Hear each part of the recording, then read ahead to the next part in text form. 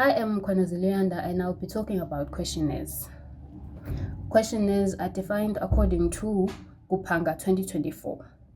He defines them as fundamentally structured series of questions presented to respondents during an interview, accompanied by clear instructions detailing the sequence and the selection criteria. There are three types of questionnaires, namely structured questionnaires, unstructured questionnaires, and semi-structured questionnaires. To define them, structured questionnaires are defined as questions that offer respondents a set of predefined answers, which makes it easier to analyze the data. Unstructured questionnaires are defined as questionnaires that provide the respondents the freedom to express their thoughts in their own words. And then semi-structured questionnaires are defined as a mixture of open-ended and closed-ended questions. When designing a questionnaire, there are certain factors one should consider. Namely, it is important that there is clarity and simplicity in those questions. One should use clear and concise language that respondents of all background can understand. It is advisable to avoid technical jargon or complex vocabulary unless necessary for the target audience. Also, keep questions short and to the point to reduce confusion and increase response rates. Secondly, question wording and word biasness should be considered. This is actually to avoid leading questions that suggest a desired answer. Neutral language is mostly preferred because it will not influence the respondent's answer, and it should be used to be mindful of loaded terms that may carry social weight, pressure. Also, question sequencing and flow. For flow, start with easy and non-sensitive questions to build respondents' comfort, and then move to general specific questions and place sensitive or personal questions towards the end. Questionnaires can be administered in various ways. They can be administered as paper-based questionnaires. This is a traditional method involving printed surveys distributed in person by mail or public places. Online surveys. These can be distributed through emails, websites, or survey platforms. Telephone interviews. Here, the interviewer asks questions to the respondent over the phone, and then face-to-face interviews. These are conducted in person using printed or digital questionnaire. Questionnaires can be applied in different scenarios. For example, they can be applied in market research. Why in market research? They are used to gather consumer preferences, buying behavior, brand awareness, or customer satisfaction. They can be also used in social sciences.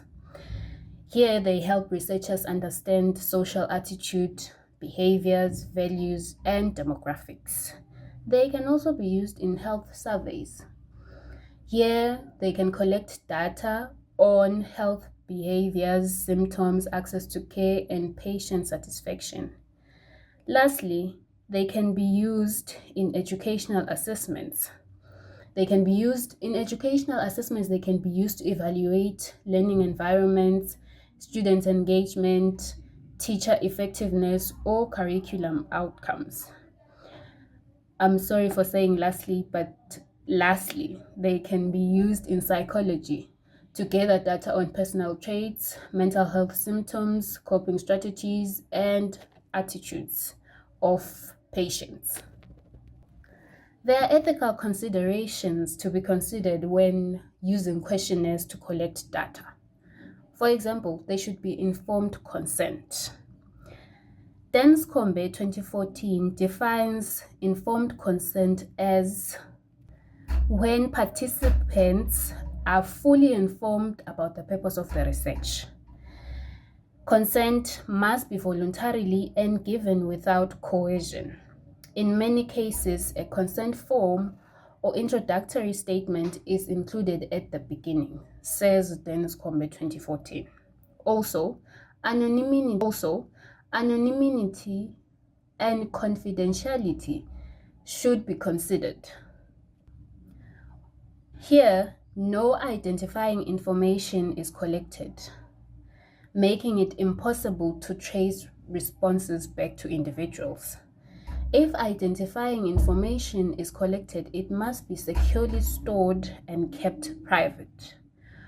Also, when handling sensitive questions, respondents have the right to skip questions that they are uncomfortable answering.